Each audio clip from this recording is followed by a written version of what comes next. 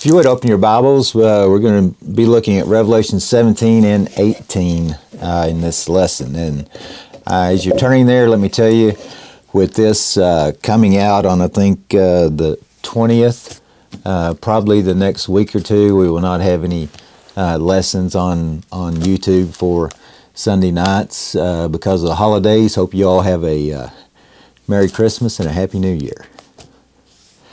What happens in Revelation 17 through 20 is something akin to what we see on the television, after kind of a wide angle shot of some scene, and that's kind of what happens in chapters 15 and 16.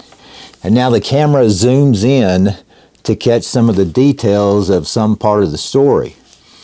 Remember the pouring out of the bowls of wrath in Revelation 15 and 16, that's the wide angle of God's judgment on Rome. And now in Revelation 17 through 20, we zoom in to see the details of what judgment does to Rome and all who depend upon her. And I really believe this can apply to any force that tries to rise up against God. I mean, this judgment shows the Christian that God does what He says, vengeance is mine, I will repay.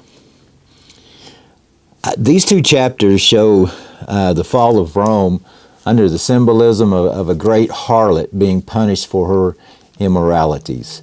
And so it's so sad that Satan is using the harlotry of immorality and ungodliness in so many ways today as well. So the description of this harlot takes place in the first 6 verses. And this harlot represents the immoral and ungodly nature of the Roman Empire. We see the phrases Nineveh, Tyre, and Babylon. They were referred to as the harlots of the Old Testament. And this harlot is going to stand in contrast to the bride of Christ that we'll see when we get to chapter 19. And sadly, again, the world has fallen prey to the seductive ways of this harlot.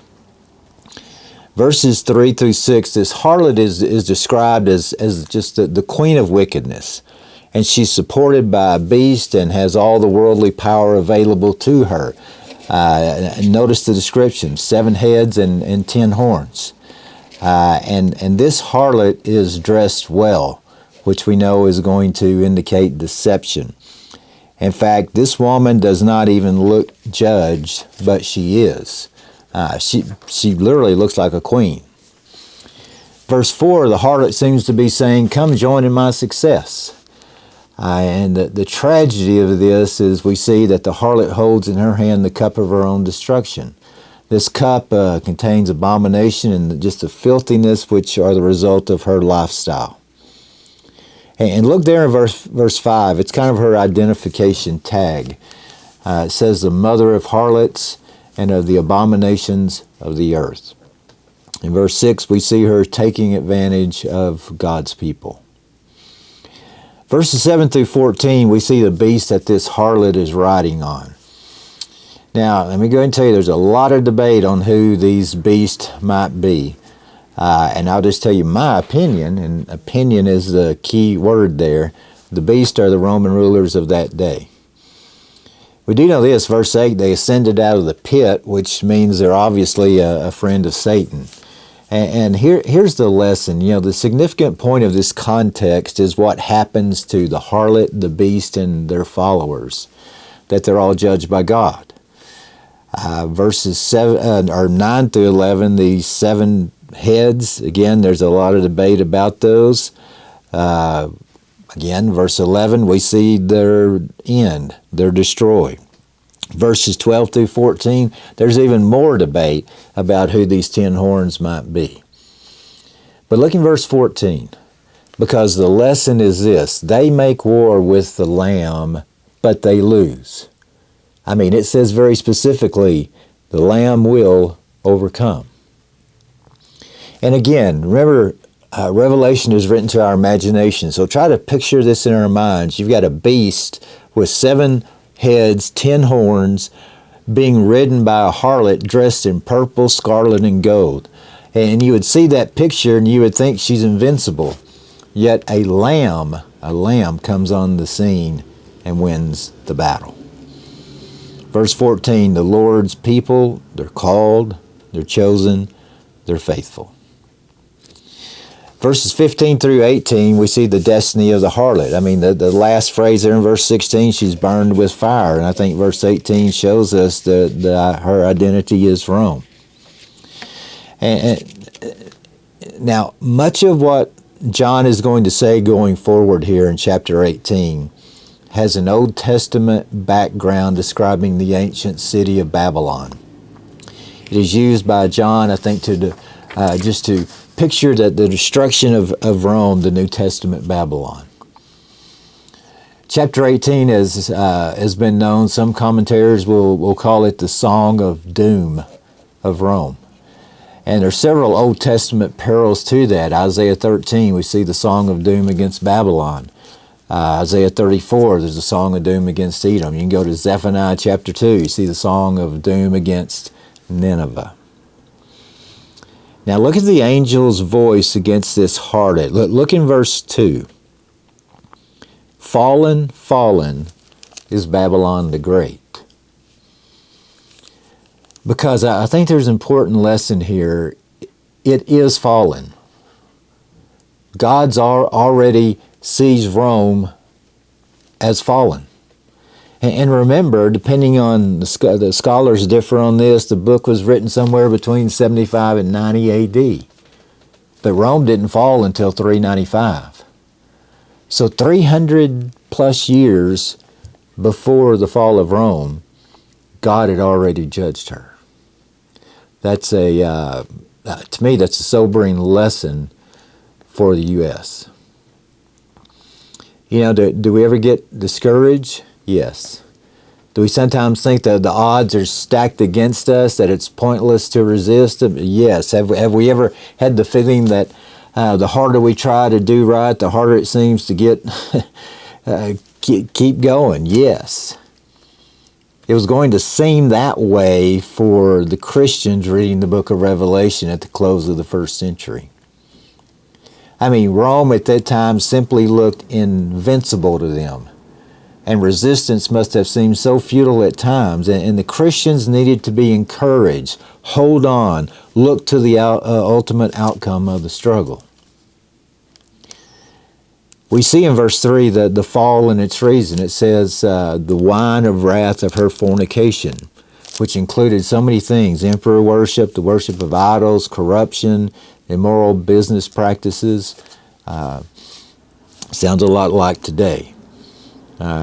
She's not only corrupt, but Rome is corrupting everyone around her. Verses 4 and 5 of chapter 18 is the appeal. This is a warning to God's people to come out. Don't share in her sins. It's a warning to God's people to separate themselves from that which is evil and be holy. And this call to coming out rings throughout the Hebrew history. God's always called on His people to cut their connection with sin and stand with Him and for Him. Now verses 6 through 24 are the harlot's, Rome's judgment. And here's the thing: the harlot thinks she cannot be destroyed.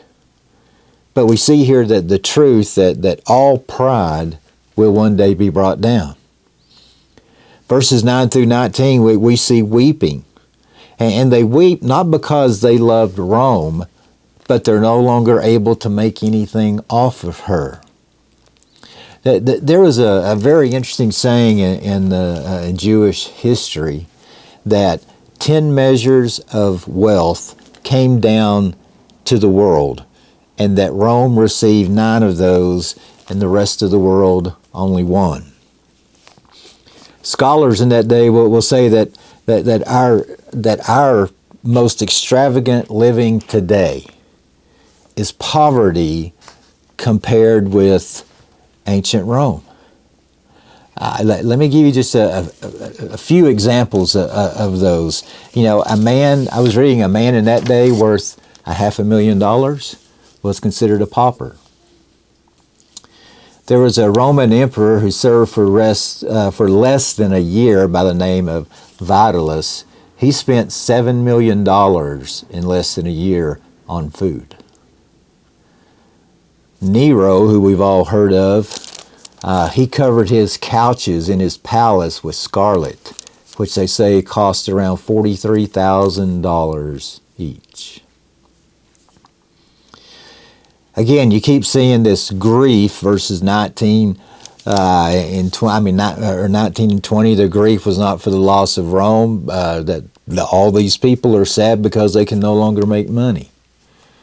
Verse 20, there's rejoicing over the defeat of evil, the victory of righteousness, and this is in direct contrast, I think, to the mourning of the kings. And you get down to verses 21 through 23.